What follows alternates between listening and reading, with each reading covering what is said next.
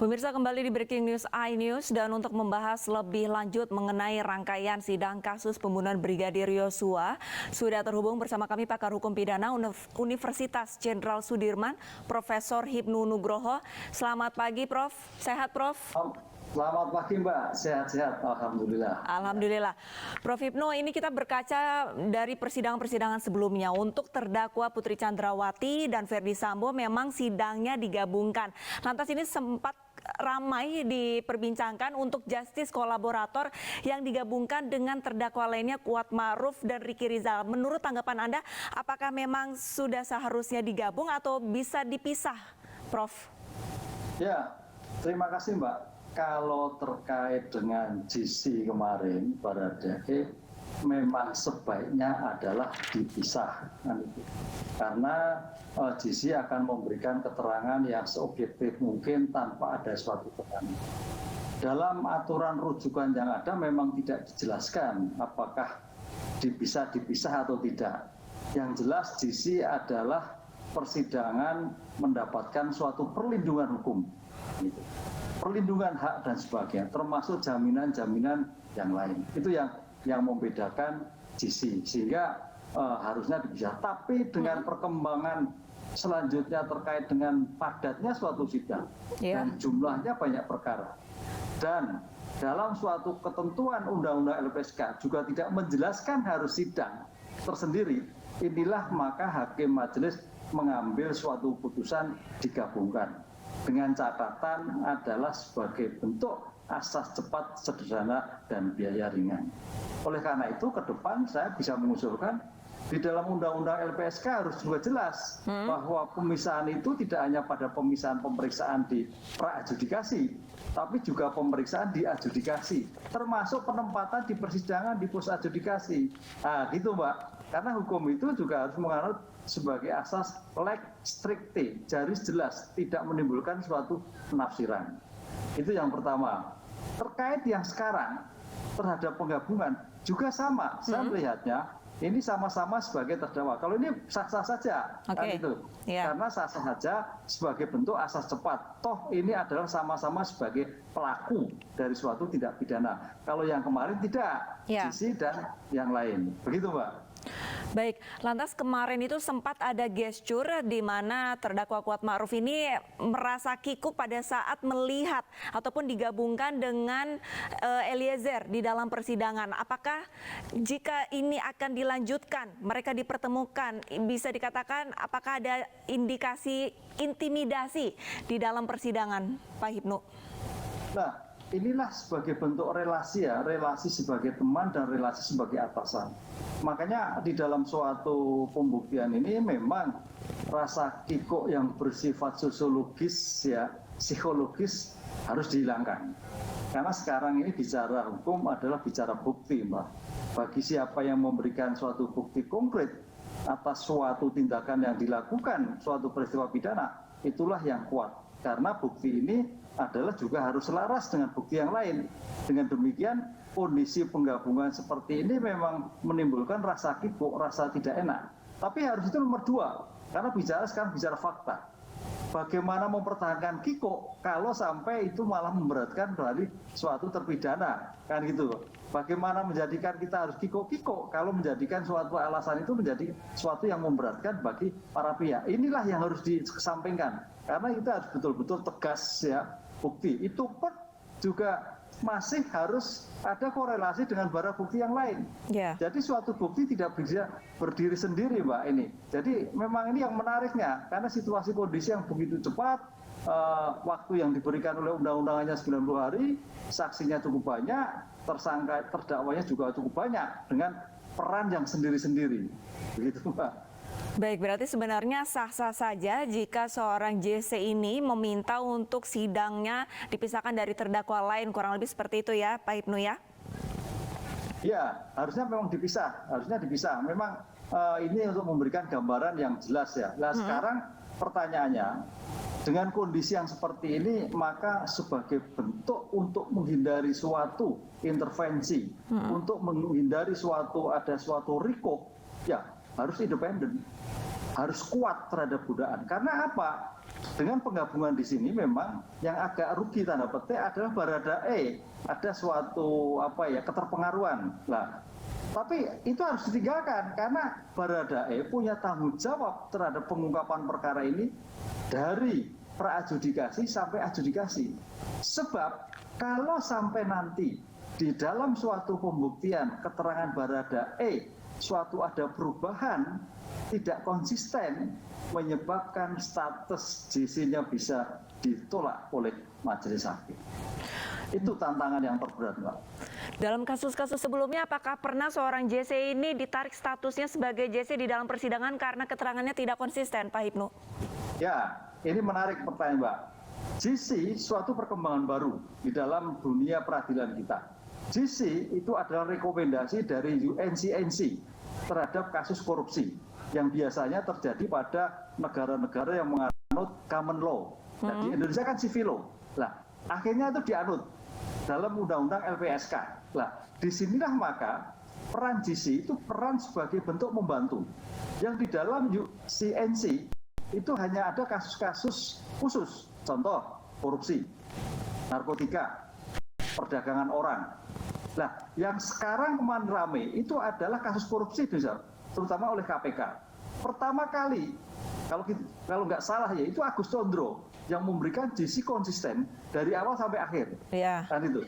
Tapi perkembangan terakhir, Mbak, ada beberapa, karena kami kan meneliti dengan para mahasiswa untuk ujian tesis dan sebagainya. Beberapa JC ditolak oleh majelis karena tidak konsisten.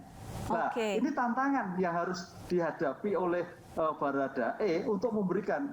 Ada beberapa JC yang ditolak karena tidak konsisten, 2 atau 3. Itu yang saya lihat perkembangan dari putusan-putusan. Tapi khususnya kasus korupsi loh, Mbak, bukan kasus, untuk kasus korupsi ya, Pak, bukan kasus pidana ya, Pak? Ya, bukan kasus tidak pidana umum, pidana tetap, tapi tidak pidana umum. Lah, perkembangan dalam undang-undang LPSK itu tidak mengenal hanya tindak pidana khusus, tindak pidana umum itu juga bisa diberikan kemungkinan adanya suatu JC. Begitu, Mbak. Baik, berarti tantangan tersendiri untuk LPSK dan Baradae Eliezer untuk mengawal keterangan dari Eliezer supaya konsisten dari awal hingga akhir persidangan. Lantas untuk kita kembali ke persidangan hari ini kan ada, bisa dikatakan cukup banyak nih, Pak, ada 13 saksi. Di dalam persidangan sendiri apakah ada maksimum saksi-saksi yang diperiksa dalam satu hari di pengadilan, Pak? Tidak ada, Mbak. Yang ada adalah kepantasan waktu untuk bersidang. Nah, itu. Jadi ada perkiraan waktu, misalkan perkiraan waktu sidang jam 9, ya diperkirakan sore atau petang sudah selesai. Ini yang kita mulai. Jadi perkiraan waktu aja, batas-batas kemampuan untuk memberikan suatu keterangan. Karena begini, ini pertanyaan bagus sekali. Batas-batas waktu untuk memberikan keterangan itu misalkan hadir jam 8, misalkan jam 9 ini, Mbak, ya. Iya. Sidangnya nanti jam 5 itu sudah teler, Mbak, sudah nggak bisa konses, Mbak, apalagi sampai malam. Ini yang sering kami lihat ya, dan kami juga sering menjadi ahli itu. Sidang itu juga kita datang jam 9, sidangnya jam 6 sore, gitu. Ini sudah posisi lelah, posisi tidak konsentrasi. Nah, ini juga saya kira kepantasan, kepatutan seseorang penuntut umum itu juga harus diperkirakan waktunya. Apakah dalam keadaan fresh? Sehingga kalau fresh itu bisa memberikan jawaban dengan tenang, gitu. Lah mudah-mudahan 13 ini hadir. Tapi kemarin kan dari 12 nggak hadir, Mbak. Hanya 5. Iya, betul, ya. Pak. Ya, ketidakhadiran ini juga menjadikan memperpanjang suatu proses berikutnya. Nah, itu loh. Jadi prediksi yang dilakukan penuntut umum sebagai saksi primer yang hadir itu sudah memprediksi bahwa dalam sekian minggu saksi-saksi yang dilakukan penuntut umum selesai. Tapi dengan ketidakhadiran menjadi mundur kembali. Nah, ini bagaimana meyakinkan untuk saksi tetap hadir pada hari yang sudah ditentukan oleh penuntut umum. Pak Hipnu, mengenai ideal untuk saksi yang hadir dan memberikan keterangan secara fresh, ini biasanya idealnya berapa sih? Berapa banyak saksi, Prof? Ya, relatif, Mbak. Relatif, sebenarnya relatif itu. Artinya di kita itu kan memang suatu persidangan, ya ini kritik terhadap peradilan ya. Semua undangan jam 9 ya, tapi praktek sidangnya mungkin karena giliran sidang, giliran waktu persidangan banyak itu menjadikan kita jam 5, bahkan jam 7 malam baru diberikan waktu untuk keterangan. Ini sudah, kalau orang Jawa sudah teler, itu nggak bisa maksimal di situ. Nah, disinilah juga bagaimana yang mengajukan, apakah nanti yang mengajukan adalah penuntut umum atau penasihat hukum, ya ada suatu semangat untuk tetap bisa memberikan kesan baik, keadaan fit, sehat gitu Mbak. Itu yang kita harapkan seperti itu. Baik, lantas Prof, untuk salah satu saksi yang dihadirkan pada hari ini adalah Susi, ART dari Ferdy Sambo dan PC. Seperti kita ketahui Prof, pada persidangan sebelumnya ini Susi kan bisa dikatakan keterangannya ini berbelit-belit. Nah, apakah bisa dikatakan Susi apakah layak untuk dijadikan saksi lagi untuk hari ini Prof? Ya, layak dan tidak nanti majelis yang melihatnya. Jadi memang mudah-mudahan pengalaman dari kesaksian kemarin, Susi yang berbelit-belit, ini akan menjadi yang lebih baik hari itu kan. Karena kemarin Susi sudah diancam dengan sumpah palsu, ya kan. Sumpah palsu itu cukup berat loh, 9 tahun loh kalau sampai nanti dia tetap bertahan. Dengan pelajaran yang kemarin, mudah-mudahan Susi bisa mengambil hikmah bahwa apa yang disampaikan kemarin ternyata ya mungkin karena grogi, mungkin karena takut sehingga melompat-melompat, tidak konsisten. Karena dalam suatu keterangan pembuktian itu ada asas beyond a reasonable doubt, bahwa suatu kesaksian itu harus rasional, harus logik kan gitulah. Kemarin kan kelihatan nggak logik, makanya sempat penuntut umum majelis juga sedikit tanda naik emosionalnya begitu Pak. Berarti saksi Susi ini bisa dikatakan seharusnya rasional dan konsisten. Tapi tadi menarik, Anda sempat mengatakan jika terbukti memberikan keterangan palsu ini bisa dihukum pidana. Lantas untuk pemberian sanksinya sendiri apakah di dalam persidangan atau nanti akan disangkakan kasus lain ataupun perkara yang berbeda, Prof? Ya, gini Mbak. Tadi kemarin kan begitu mengelaknya saksi Susi kan begitu dikonfrontasi dengan saksi yang lain. Kan gitu lah. Memang disinilah salah satu cara, trik untuk memberikan suatu konfrontasi bahwa suatu keterangan itu ada suatu relasi, ada suatu suatu hubungan dengan saksi yang lain. Oleh karena itu nanti saksi S nanti seandainya ada keterangan-keterangan yang tidak relevan, perlu dikonfrontasi dengan saksi yang lain. Kita lihat, kita kembali pada teorinya Mbak, di dalam pasal 185 KUHP, suatu saksi mempunyai suatu bukti apabila berhubungan dengan satu saksi dengan saksi yang lain. Ada korelasi nggak? Nah, kemarin kita lihat tidak. Satu, berhubungan saksi dengan alat bukti yang lain. Nah, cocok atau tidak? Ketiga, cara menjawab berdasarkan situasi logika atau tidak. Ketiga, keempat, kebiasaan yang terjadi dalam suatu peristiwa yang terjadi. Ini juga harus melihat karena beliau kan suatu namanya ART lah ya. Jadi dalam situasi dihadapkan pada suatu sidang, semua orang melihat ya, mungkin grogi kita bisa lihat. Mungkin ada rasa takut juga dia lihat. Jadi perlu ada suatu penenangan ya. Jadi jangan sampai saksi itu merasa takut sehingga tidak bisa memberikan suatu keterangan yang maksimal karena grogi. Ini juga PR bagi para penegak hukum betul-betul untuk menjadikan suatu yang situasi sidang itu bukan menakutkan, tapi sidang itu adalah suatu tanda petik yang menggembirakan, tapi dalam konteks untuk mencari suatu kebenaran material. Begitu.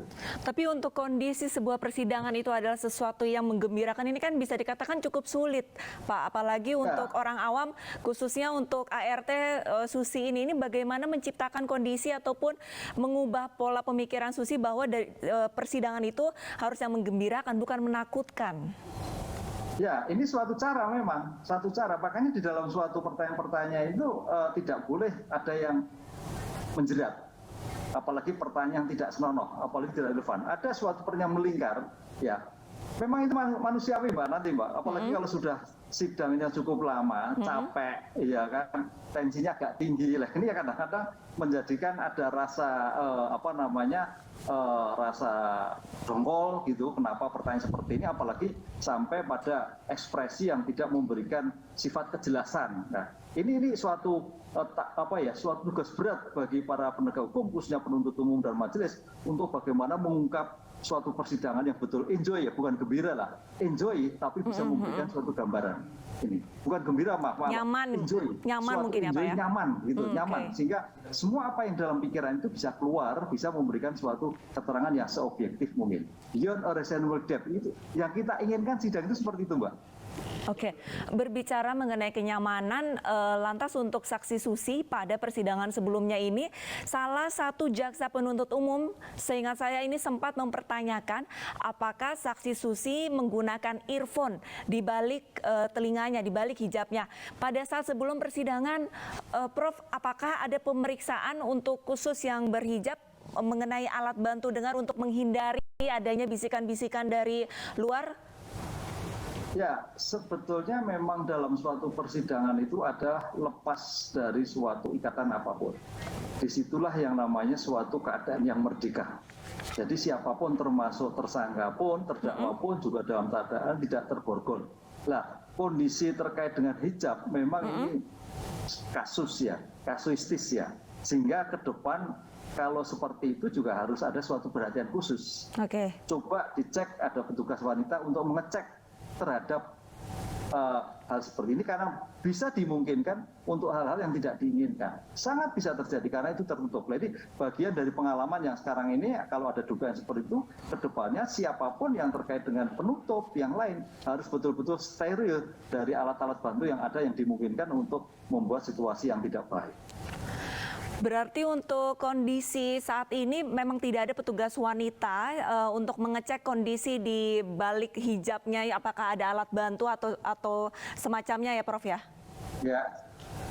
Ya harus pakai dong. Tapi kan bisa dilakukan suatu penelitian-penelitian khusus. Seperti halnya kalau kita lihat penggeledahan-penggeledahan yang dilakukan oleh polisi wanita ya, karena wanita ya diselarkan ada petugas wanita, panitera wanita atau yang lain kan bisa diusulkan untuk bisa ada suatu penyelesaian bahwa yang bersangkutan itu steril tanpa alat bantu yang ada.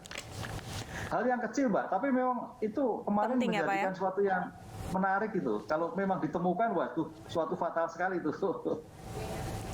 Baik, Prof, untuk saksi Susi sendiri, ini jika persidangan hari ini Susi memberikan pernyataan yang konsisten, apakah keterangan saksi Susi di persidangan sebelumnya ini jadi dianulir atau tidak? Tapi tahan dulu, Prof, karena pemirsa Breaking News masih akan segera kembali usai jeda, tetaplah bersama kami.